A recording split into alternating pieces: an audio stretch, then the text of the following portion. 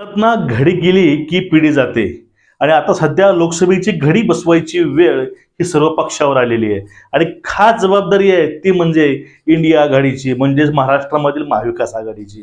कारण भारतामध्ये 2014 पासून मोदी सरकार आहे आणि महाराष्ट्रामध्ये सुद्धा बीजेपी सध्या फोडाफोडी करून आपली सत्ता बरकरार ठेवलेला आहे. आणि अशाच वेळेस 2024 मध्ये बदलायची वेळ आणायची असेल तर सर्व पक्षानं एकत्र येऊन हा लढा द्यावा लागेल. मग यांचं स्वप्न हे पूर्ण करण्यात येईल. बघा, तोपर्यंत ह्या गोष्टी शक्य नाहीत. आता समजून घ्या, महाराष्ट्रामध्ये जागा वाटपावरून खूप खडाजंगी चालू आहे आणि त्यामध्येच वंचितचा तिढा अजून मिटला नाही आणि त्यामध्ये शिवसेनेनं जागेची मागणी केली आहे 23. संजय राऊतांनी सांगितले की शिवसेनेला लोकसभेसाठी 23 जागा पाहिजेत आणि त्यानंतर राष्ट्रवादीचे आणि काँग्रेसचे म्हणतात मग आम्ही करायचं काय? तुम्हाला तर 23 जागा दिल्या तर आम्ही करायचं काय? आम्ही करायचं काय म्हणजे त्यांचं डायरेक्टली म्हणणं असं आहे तर तुम्हाला तर आम्ही 48 पैकी 23 जागा दिल्या तर आम्ही काय गोट्या खेळायच्या का? हे त्यांचं म्हणणं इनडायरेक्टली. ठीक आहे, मग आता 23 जागेची मागणी का केलेली आहे संजय राऊतांनी शिवसेनेसाठी? समजून घ्या काही पॉइंट्स. आणि त्यामुळे त्यांनी हे पण सांगितलंय की आमच्या सोबत वंचित आहे, वंचितचा पण विचार चालू आहे. म्हणजे 23 जागा तर शिवसेनेला भेटल्या, मग वंचितसाठी वंचितचे बाळासाहेब म्हणतात 12 जागा पाहिजे. परत मध्ये राष्ट्रवादी आहे आणि काँग्रेस आहे. म्हणजे हे इंडिया आघाडीचं जे समीकरण आहे महाराष्ट्रामधलं ते खरंच पास होईल का किंवा होणार नाही ही एक मोठी शंका आहे. तुम्हाला याविषयी वाटते काय? नक्कीच कमेंट करून सांगा. बघा, आता शिवसेना म्हणते काय? शिवसेना म्हणते महाराष्ट्रामध्ये आम्ही 23 जागा सहज निवडून आणू शकतो. जर आम्ही 23 जागा जर निवडून आणू शकत असू तर आम्ही जागा कमी काय घ्यायच्या? जेवढ्या जागा आम्ही जिंकू शकतो तेवढ्या जागा आम्ही घेणार, हे वक्तव्य आहे शिवसेनेचं. आणि काँग्रेस या गोष्टीला कधीही तयार होणार नाही आणि राष्ट्रवादी पण कधीही तयार होणारच नाही या गोष्टीसाठी. आणि शिवसेना पुढे चालून म्हणते की प्रकाशजी आंबेडकर यांच्याविषयीचा विचार चालू आहे. पण तिकडे डायरेक्टली जर काँग्रेस म्हणते याविषयी काहीही अजून झालेलं नाही. आणि पटोलेची काल सापडली होती चॅटिंग, त्यामध्ये स्पष्ट उल्लेख आहे वंचित काँग्रेसच्या सोबत नसणार आहे. बघा, हे एकूणच प्रकरण चालू आहे आणि शिवसेना आपल्या 23 जागावरती एकदम ठाम आहे.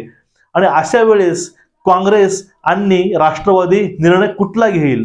आणि जे प्रकाशजी आंबेडकर आणि शिवसेना ह्या दोघांनी जे युती अगोदरच केलेली आहे त्यांचं नेमकं काय होईल?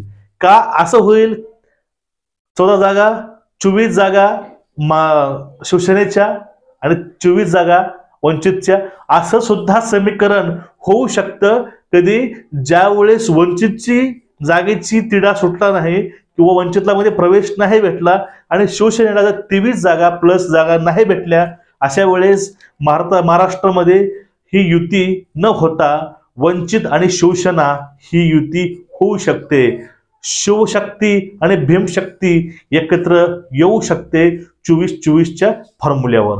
आता एकूणच ह्या विषयाचे जे एक वाच्यता आहे ते काय चाललेले आहे समजून घ्या. कारण मागच्या इलेक्शनच्या वेळेस बीजेपी सोबत शिवसेना होती आणि शिवसेना फुटल्यामुळं शिवसेनेचे काही खासदार आणि काही आमदार हे बीजेपी मध्ये गेले. आता उरली जी शिवसेना आहे ते शिवसेना 100% 23 जागा हे ते आणू शकते असा त्यांचा आत्मविश्वास आहे. त्याचे कारण भरपूर आहेत. बघा, आता शिवसेना ज्या ठिकाणी जागा गेलेल्या आहेत त्या जागा परत का आणू शकते? त्यांची जी वोट बँक आहे ते वोट बँक कधीही ठाकरेला सोडणार नाही. त्यामुळे ठाकरे गट कन्फर्म सांगतो की आमच्या 23 जागा ह्या नक्कीच असणार आहेत लोकसभेमध्ये. आता याविषयी काय फायनल रिझल्ट काय येतो आणि यावेळेस काँग्रेस, राष्ट्रवादी आणि शिवसेना हे जागा मान्य करतील का? आणि जर ह्या जागा मान्य केल्या तर त्यांनी वंचितला स्वीकारतील का? जर वंचितला त्यांनी स्वीकारलं तर यांच्यामध्ये जागा कशा प्रकारे वाटून दिल्या जातील हा एक गूढ प्रश्न आहे. यावरून असं दिसतंय की राष्ट्रवादी आणि काँग्रेस सोबत यांची युती होणं शक्य नाही. ह्या गोष्टी होणं शक्य नाही. त्यामुळं तो निर्णय पुढील आहे, तो निर्णय काय येईल यावरती सर्वांचं लक्ष आहे.